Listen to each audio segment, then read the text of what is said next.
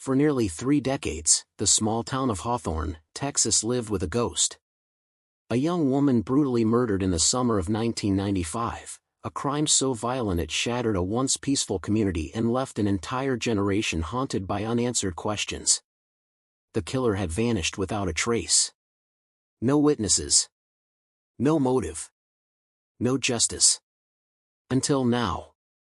In May 2024, police knocked on the door of Melissa Graves, a 52-year-old nurse living an ordinary suburban life just 2 counties away. Within hours, she was under arrest, charged with the murder of Rachel McKinney, a 23-year-old college student whose death had long been dismissed as unsolvable. The news spread through Hawthorne like wildfire. For those who had buried their pain decades ago, the past was suddenly dragged back into the light. But what led investigators to Melissa after 29 silent years? What evidence had finally surfaced that prosecutors believe will hold up in court? And why do some people in town say justice might still be out of reach? Stay with us, because this is the story of a murder buried in time, a trail gone cold, and a truth that refused to stay hidden. Don't forget to subscribe, because what you're about to hear will shake your idea of justice, and prove that the past never really dies. Chapter 1, The Summer That Never Ended, 7,000 Characters. It was one of those Texas summers that clings to your skin, heavy, breathless, and endless. The air in Hawthorne shimmered above the asphalt, and the cicadas hummed with a kind of relentless intensity that made the nights feel longer than they were. On July 18, 1995, Rachel McKinney was last seen alive, walking down Cypress Road just after 9 p.m. She was 23, a junior at the University of Texas, and known for her kindness, the type of person who remembered birthdays and brought casseroles to grieving neighbors. Rachel had spent the evening at a local diner with friends, laughing over cheap coffee and plans for the future. She was heading back to her small rented apartment on the edge of town, a 15-minute walk she'd done dozens of times before. But that night, she never made it home. When Rachel didn't show up to her morning shift at the bookstore the next day, her coworkers assumed she'd overslept. By noon, her mother had called the police. By dusk, a search party was combing the woods outside town with flashlights and dogs. And by the following week, Hawthorne's easy calm had curdled into fear. Her body was found 12 days later, face down in a shallow creek bed just 3 miles from where she was last seen. She'd been strangled, the bruising on her neck made that clear, but there were no signs of sexual assault, no defensive wounds, and nothing stolen. Her purse, wallet, and jewelry were found neatly placed beside her. Whoever had done this had taken their time. The investigation that followed was as desperate as it was directionless. Detectives interviewed more than 60 people, friends, classmates, ex-boyfriends, even a traveling carnival worker who had been in town that summer. Everyone had an alibi. Everyone was innocent. The town newspaper ran headline after headline, "No leads in McKinney murder, reward grows, answers do not." And still, nothing. There were whispers, of course. Rumors of a jealous classmate. Theories about a drifter passing through. Some said it was someone from Rachel's church. Others insisted it had to be someone she trusted, someone she would have gotten into a car with. But as the months bled into years, the investigation stalled. Evidence degraded, memories faded, and the town learned to speak of Rachel's death in hushed tones, as if the killer might still be listening. Parents warned their daughters not to walk alone at night. The bookstore where she'd worked closed its doors in 1998. The creek where her body was found became overgrown and forgotten. For the detectives still assigned to the case, there was nothing left to do but file the evidence away and hope that one day, somehow, something would break. But in a pre-DNA world, that kind of miracle rarely came. By 2000, the McKinney murder was classified as inactive. Rachel's file was boxed, labeled, and stored on a dusty shelf in the basement of the Travis County Sheriff's Office. And that's where it sat, untouched, for nearly 3 decades. But justice has a way of waiting in the dark, patient and unforgiving. And while everyone in Hawthorne tried to forget the summer of 1995, Melissa Graves, a young woman who'd known Rachel, who'd lived just 5 blocks from her, who'd been questioned and cleared as a person of interest in the early days, built a new life. She moved away. Married. Became a nurse. Had 2 children. By the time the 2010s arrived, Melissa was a respected member of her community, the kind of woman who volunteered at food drives and attended PTA meetings. What no one knew was that a single trace of evidence, sealed and forgotten, still existed, and it would eventually drag everything she had built crashing down. The town had buried the memory of Rachel McKinney. But the past wasn't finished with Hawthorne. Not yet. Chapter 2, Dead Ends and False Leads. The murder of Rachel McKinney quickly became the kind of case that small-town police departments dread, high-profile, emotionally charged, and stubbornly opaque. Detectives Tom Alvarez and Lydia Crane, the lead investigators from the Travis County Sheriff's Office, arrived on the scene the morning Rachel's body was found. The discovery site was eerily quiet, the shallow creek had gone almost dry from the summer heat, and dragonflies hovered over the stagnant water as if nothing horrific had happened there. Rachel's body showed signs of having been moved. There was no blood, no signs of a struggle in the immediate area, suggesting she had been killed elsewhere and deliberately placed there. It was a chilling message, Alvarez thought. This wasn't random. Whoever did this had wanted Rachel to be found. The first suspect was obvious, Daniel Holt, Rachel's ex-boyfriend. They had dated for nearly 2 years before breaking up in late 1994. According to friends, Daniel had taken the breakup badly, showing up uninvited at her workplace and sending a series of increasingly desperate letters. Police interrogated him for 8 hours, digging into every detail of their relationship. But Daniel had an airtight alibi. He was attending a wedding in Dallas the night of Rachel's disappearance, a fact confirmed by dozens of guests and photographs. He was ruled out. The next lead was a man locals called Highway Jack, a transient who often camped under the old highway overpass and was rumored to harass women walking home late at night. Jack was picked up and questioned, but nothing tied him to the crime. No witnesses saw Rachel with him. No fingerprints, no fibers. His DNA, what little they could collect from discarded beer cans and cigarette butts, did not match anything found on Rachel's clothing. Weeks turned into months, and the investigation splintered into dozens of dead ends. One theory pointed to a serial offender who had been active in Central Texas at the time, a man known as the Creek Strangler. But the MO didn't quite match. The victims in those cases were older, transient women. Rachel didn't fit the pattern. Another possibility was a botched robbery, but nothing had been stolen. Even stranger, toxicology reports showed no drugs or alcohol in Rachel's system. She had been completely sober, fully conscious, when she was killed. Detective Crane, who had grown close to the McKinney family, began obsessing over a single question: did Rachel know her killer? The way her belongings were arranged beside her body, undisturbed, almost respectfully, suggested a familiarity, perhaps even guilt. This wasn't rage, Crane told a local reporter. It was control. It was personal. By the winter of 1996, public interest in the case had cooled, but the scars it left on Hawthorne had not. Town hall meetings grew tense. Angry residents accused the police of incompetence. Volunteers organized new search parties, convinced that something, anything, had been missed. Flyers with Rachel's photo, once vibrant and fresh, faded to yellow on telephone poles. Behind closed doors, Alvarez and Crane pursued one last lead, a quiet, soft-spoken nursing student named Melissa Graves. She had attended a few university classes with Rachel and had been among the last people to see her alive, spotted leaving the diner about 15 minutes before Rachel disappeared. At the time, Melissa was just another interview in a long list of them, polite, cooperative, seemingly harmless. But there were things about her story that didn't sit right. She claimed she'd gone straight home that night, but no one could confirm it.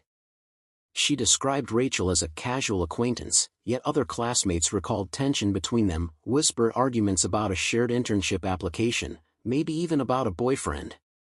When asked if she had ever been to Cypress Road, Melissa hesitated before answering no. Still, without physical evidence, it was all speculation. In early 1997, Melissa Graves' name was quietly removed from the suspect list. She graduated nursing school, left Hawthorne, and faded into the background of a different life. By 1999, the McKinney investigation had all but vanished from public consciousness. Rachel's parents moved away, unable to pass the spot on Cypress Road without breaking down. Detective Alvarez retired, still convinced that they had spoken to Rachel's killer but simply didn't know it. Detective Crane refused to request reassignment, keeping Rachel's photo pinned to the corkboard above her desk for years after the case was shelved. In 2005, the sheriff's office downsized its cold case unit. Rachel's file, 2 boxes of interview transcripts, photos, and evidence bags, was sealed and stored away, marked with a single red label, unsolved. But the story wasn't over. Because buried deep in one of those boxes was a single item that no one had paid much attention to, a scrap of fabric with a faint trace of skin cells, too degraded for the technology of the 1990s, but destined to become the linchpin of justice decades later. It would take nearly 30 years, new science, and a single decision by a young detective to breathe life back into a case that everyone had forgotten. Chapter 3, When the Past Breathes Again, 7,000 Characters. For nearly 2 decades, the murder of Rachel McKinney was nothing more than a cold box on a forgotten shelf, a cruel reminder of how justice sometimes fails the people who need it most. Detectives retired. Witnesses moved away. And those who still remembered Rachel had grown older, their memories blurred by time and grief. But in 2018, a wave of new technology, and one young detective's stubborn determination, would change everything. Detective Erin Calloway joined the Travis County Cold Case Unit in January of that year. She was 31, ambitious, and unshaken by failure. She had grown up in nearby Austin, just a few miles from Hawthorne, and she'd heard the whispers about the girl in the creek as a teenager. Now, with fresh eyes and relentless curiosity, she requested access to the McKinney files, a move her superiors dismissed as a waste of time. But Calloway wasn't the type to let a red label marked unsolved stop her. The first thing she noticed was how thin the forensic evidence was. DNA technology in 1995 was primitive. Most of the biological material collected from the scene was deemed too degraded to be useful. But the field had evolved. What had once required a full strand of DNA could now be extracted from a single skin cell. And tucked into one of the evidence envelopes, mislabeled and nearly forgotten, was that scrap of fabric from Rachel's blouse. It was small, barely the size of a postage stamp, with a faint, almost invisible smear. The original lab reports had written it off as inconclusive. Calloway, however, saw potential. She submitted it to the state crime lab for touch DNA analysis, a process that didn't exist when Rachel was killed. 3 months later, she got the call that made her heart stop. A partial genetic profile had been recovered. The match wasn't immediate, it wasn't in CODIS, the national DNA database, but it was strong enough to begin a genealogical search.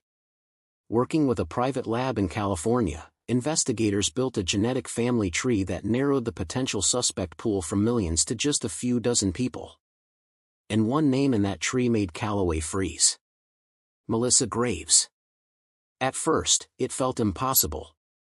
Melissa was a middle-aged nurse now, a respected figure in her suburban community. She had no criminal record, no history of violence, not even a speeding ticket. But there she was, sitting at the center of the genetic web.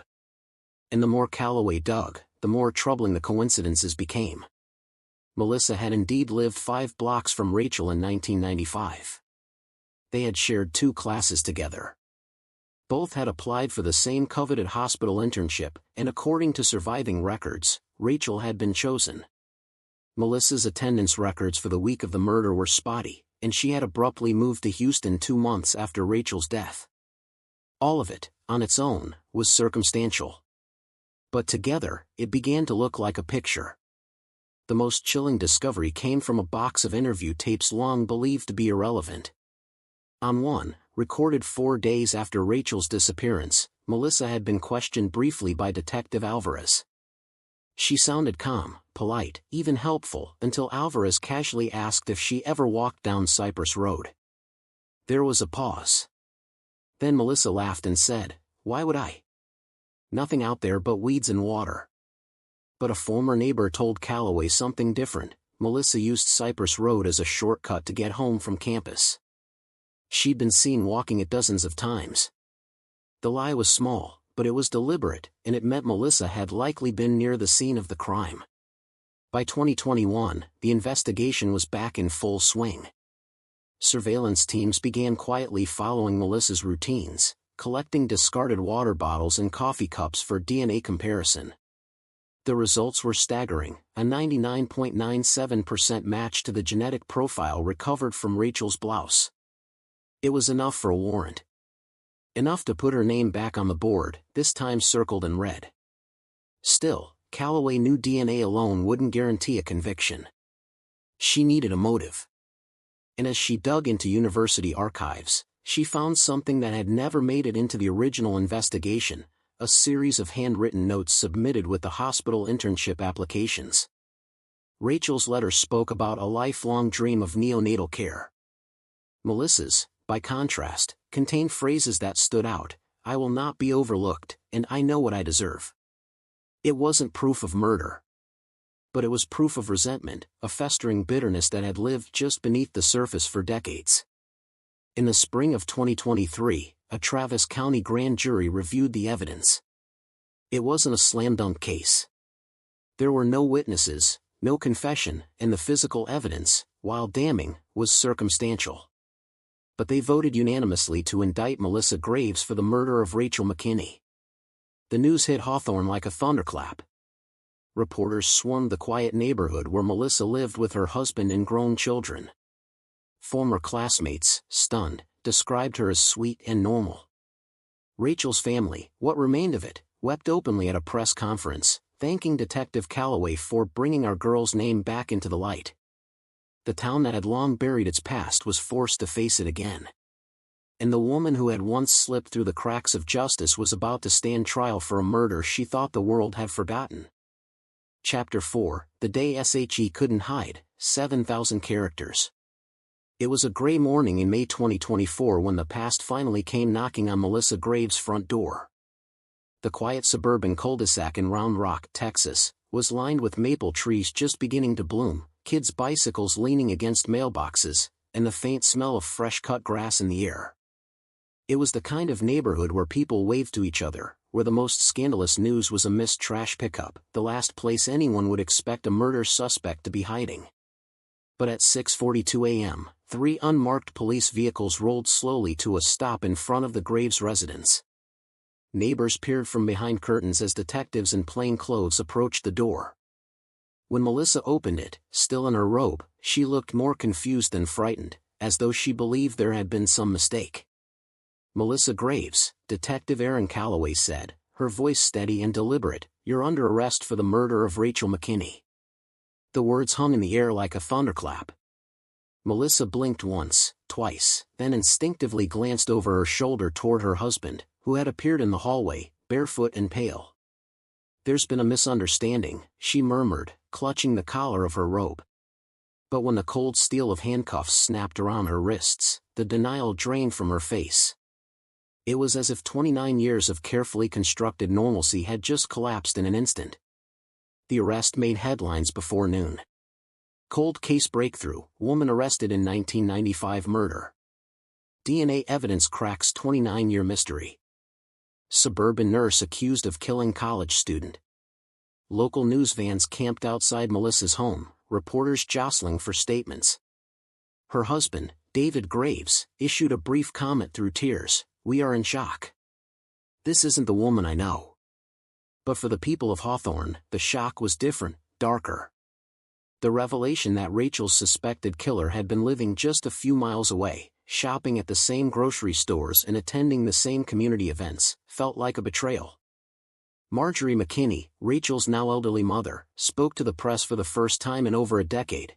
"I prayed for this day, but I never imagined it would feel like this. It's like losing her all over again." The arraignment took place 2 days later at the Travis County Courthouse.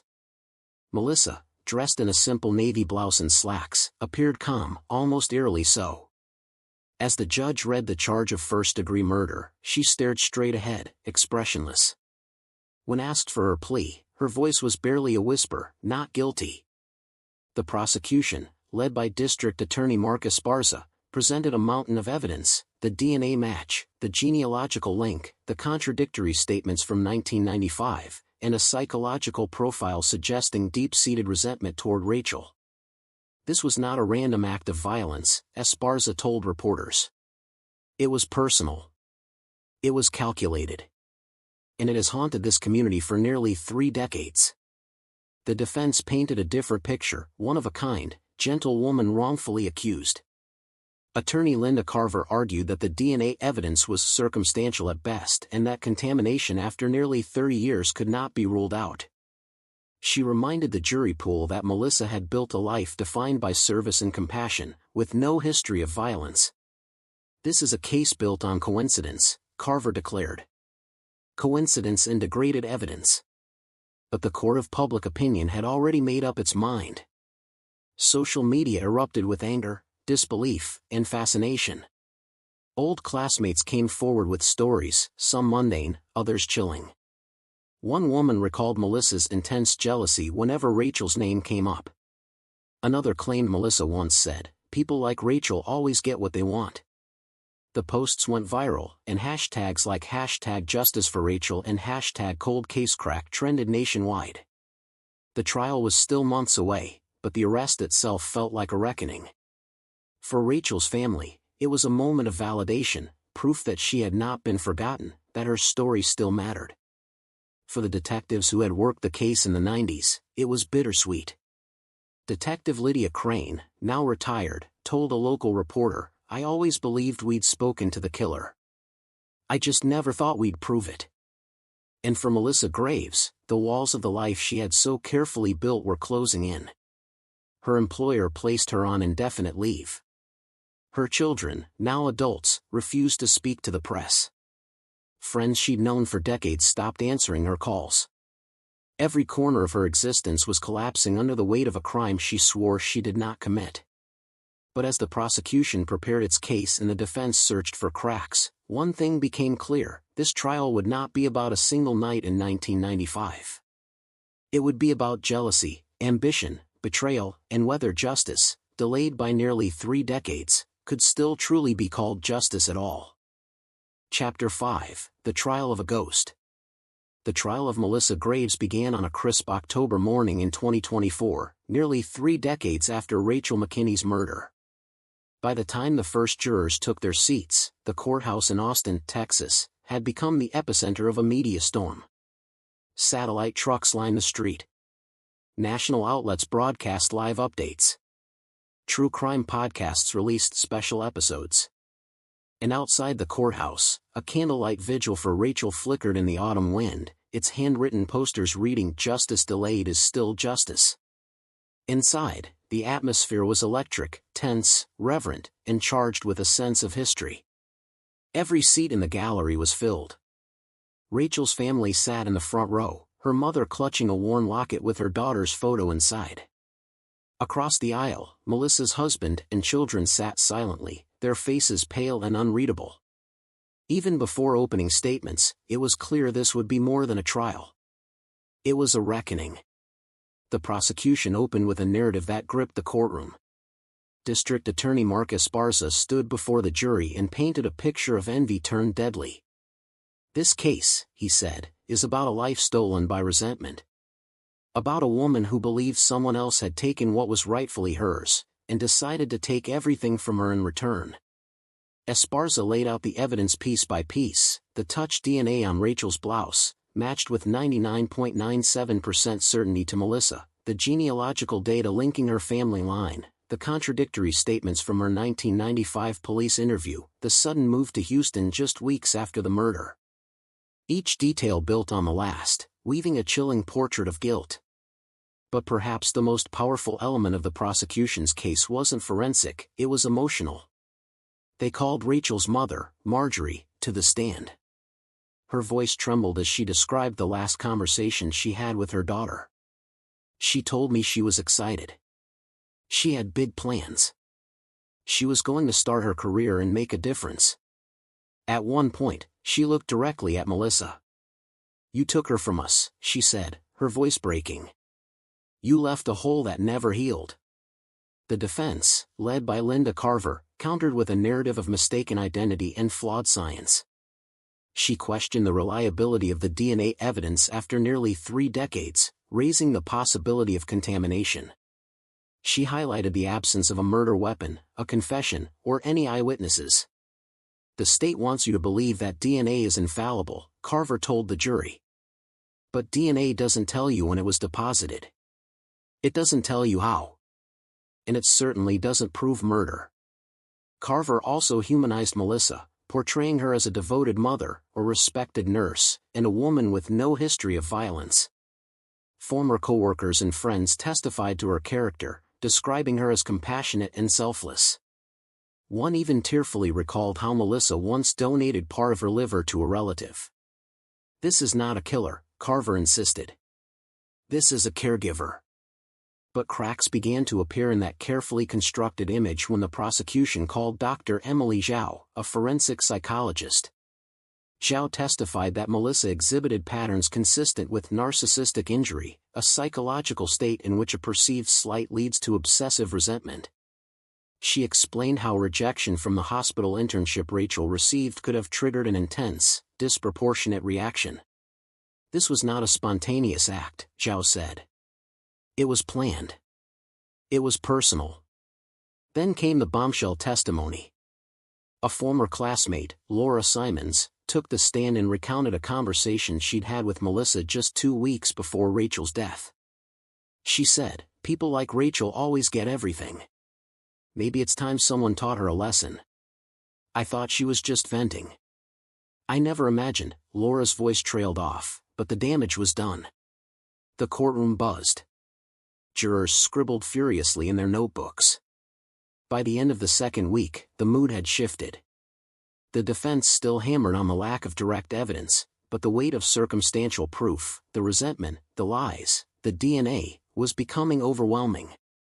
Legal analysts called the prosecution's case meticulously constructed. A poll conducted outside the courthouse showed 72% of the public believed Melissa was guilty. Yet the defense had one more card to play. They called Melissa herself to the stand, a risky move, but perhaps their only chance to sway the jury. Dressed in a modest gray dress, Melissa spoke softly, tears in her eyes. She denied killing Rachel, denied ever harboring hatred, denied even walking down Cypress Road that night. "I didn't do this," she said, her voice trembling. "I have lived with this shadow over my life for years. But I am not a murderer." Under cross-examination, however, her composure began to crack. When Esparza confronted her with the DNA match, she stammered. When shown her 1995 interview transcript, she claimed not to remember. And when asked directly if she was jealous of Rachel, her silence stretched into an unbearable 15 seconds, a silence that felt louder than any answer. As the trial entered its final phase, one thing was clear: the evidence might not be absolute, but the story it told was undeniable. It was a story of envy, deception, and a carefully buried truth clawing its way back to the surface.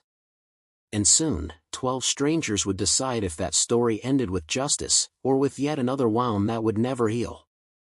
Chapter 6: 12 Strangers and a Verdict. By the time closing arguments began, the trial of Melissa Graves had consumed nearly 4 weeks, 4 weeks of evidence, testimony, and raw emotion that left the courtroom exhausted but riveted. The gallery was packed tighter than ever, reporters elbowing for space, sketch artists frantically capturing every glance and gesture. Outside, the courthouse steps had become a shrine. Candles, flowers, and photos of Rachel McKinney lined the walkway, surrounded by signs reading "Justice for Rachel" and "29 years too late." District Attorney Mark Esparza rose first. He didn't rush. He didn't raise his voice. Instead, he spoke with a quiet intensity that carried weight with every syllable. 29 years, he began. That's how long Rachel's family has waited. That's how long a murderer has walked free. And that's how long Melissa Graves has lived a life that Rachel never got to have. He walked slowly toward the jury, stopping just feet away. DNA doesn't lie. Science doesn't lie. In Melissa's own words, her bitterness, her deception, her silence, those don't lie either. This was not an accident. It was not a random act. It was the culmination of jealousy, resentment, and rage. And it ended with a young woman's life stolen. Esparza paused and held up a photo of Rachel, smiling in her graduation gown. She deserved to grow old. She deserved to start her career, to fall in love, to raise children. But Melissa Graves decided she wouldn't.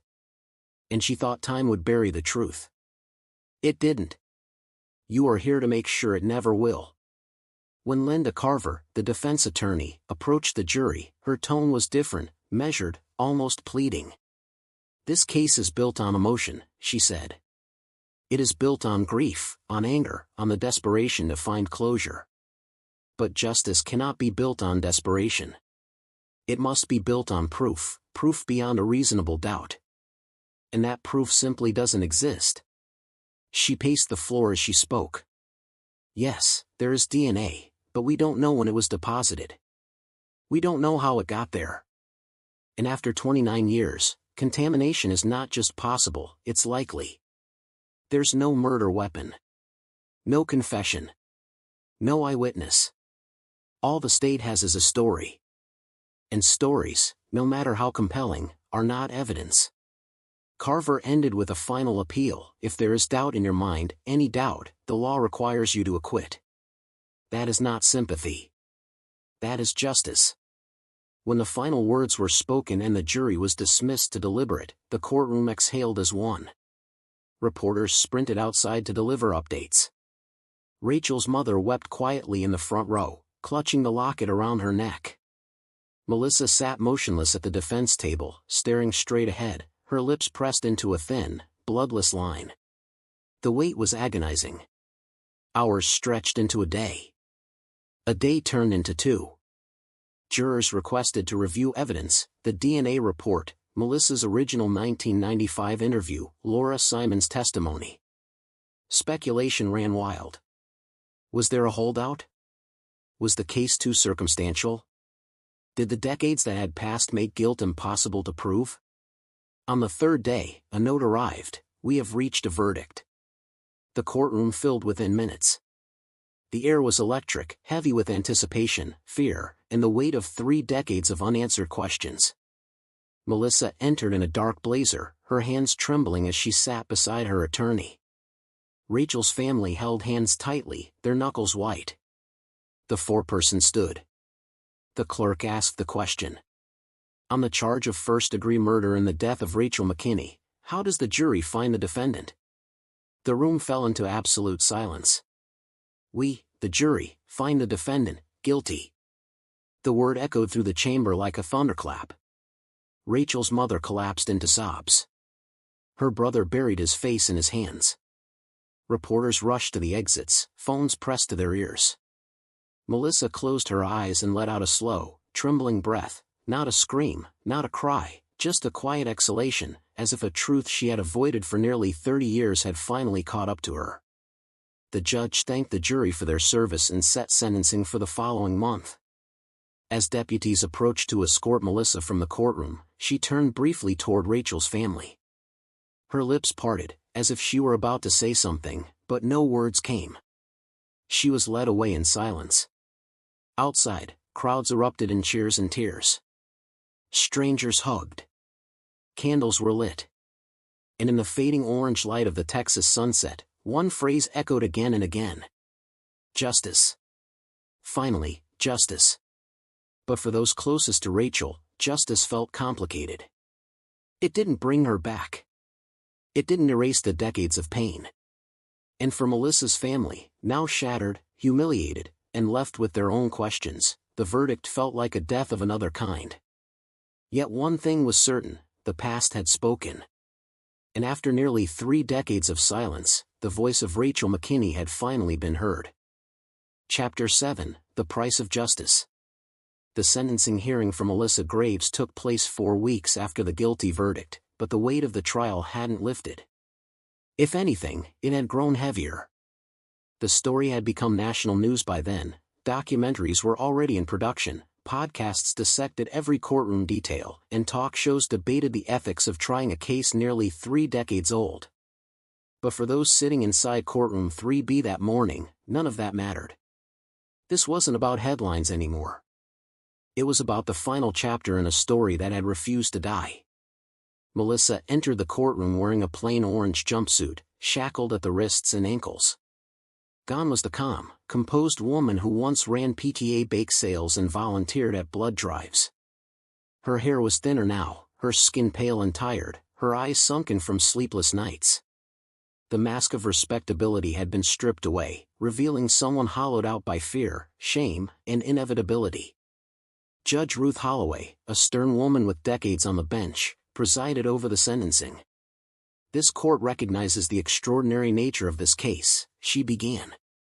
"The passage of time does not diminish the severity of the crime. Justice delayed must not become justice denied." With that, she invited statements from both sides before issuing the sentence. First came the victim impact statements. Rachel's mother, Marjorie, rose slowly from her seat, clutching a piece of paper that shook in her hands. Her voice was steady, but her words carried decades of pain. 29 years ago, you left my daughter in a creek like she was nothing. And for 29 years, we lived with the silence you left behind. Birthdays. Holidays. Empty chairs at the table. You stole not just Rachel's future, but ours. And yet, even now, I do not hate you. I pity you. Because for the rest of your life, you will wake up every day knowing that you could have chosen mercy, and instead you chose murder. Rachel's younger brother, now a father himself, spoke next.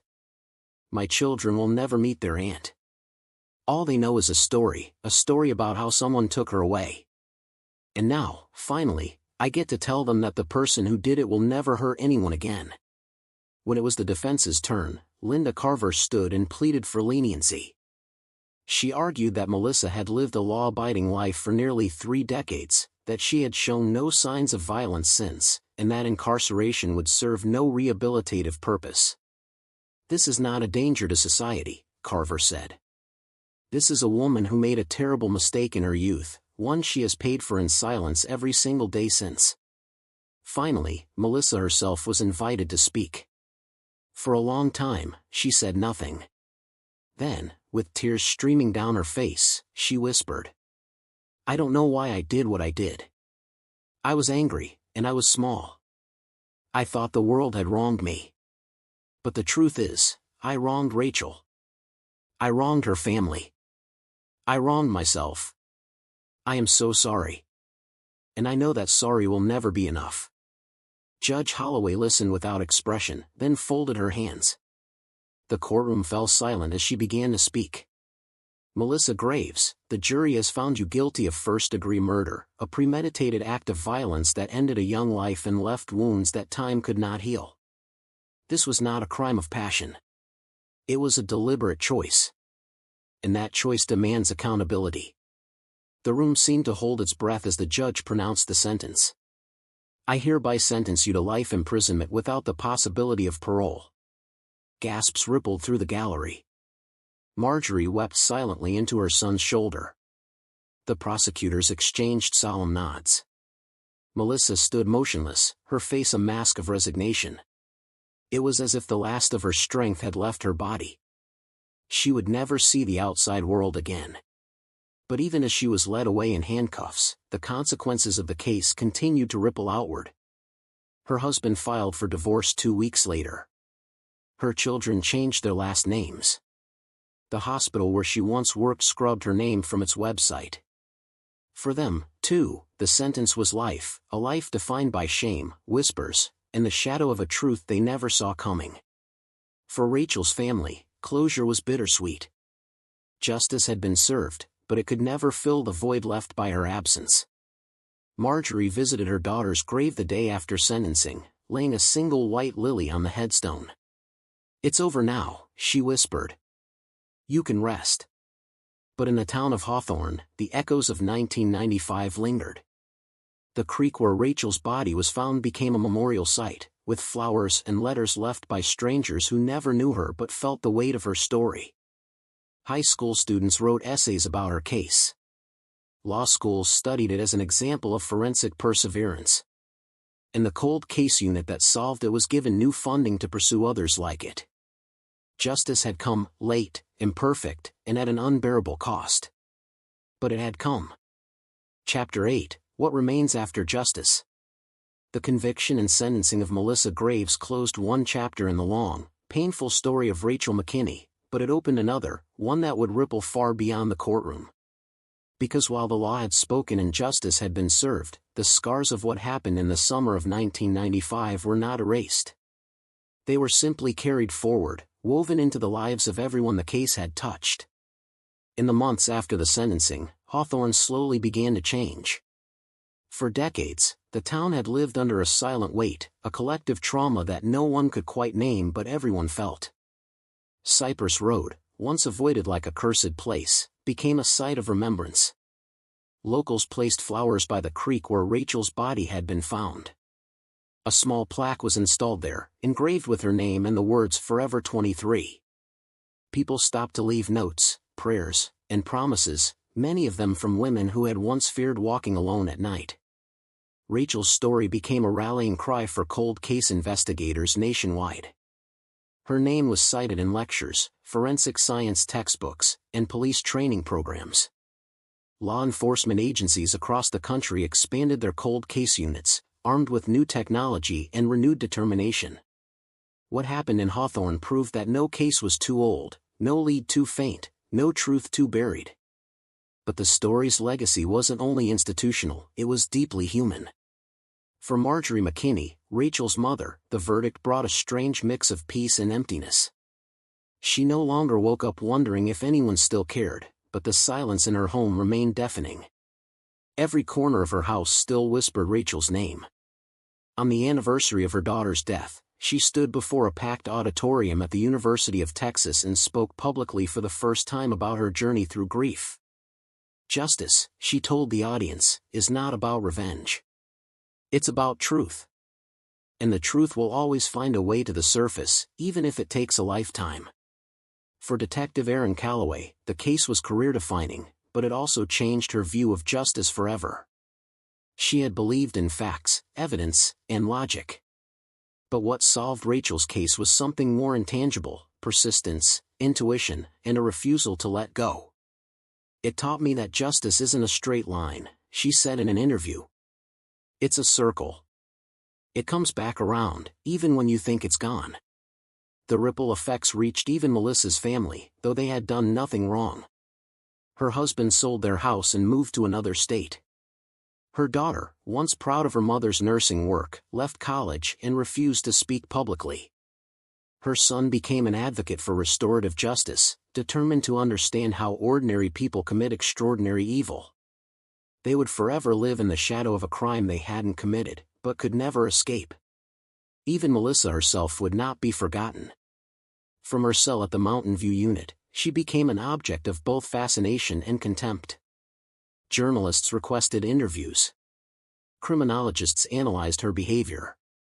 A small but vocal group of supporters insisted she had been wrongly convicted, fueling online debates about the limits of forensic science.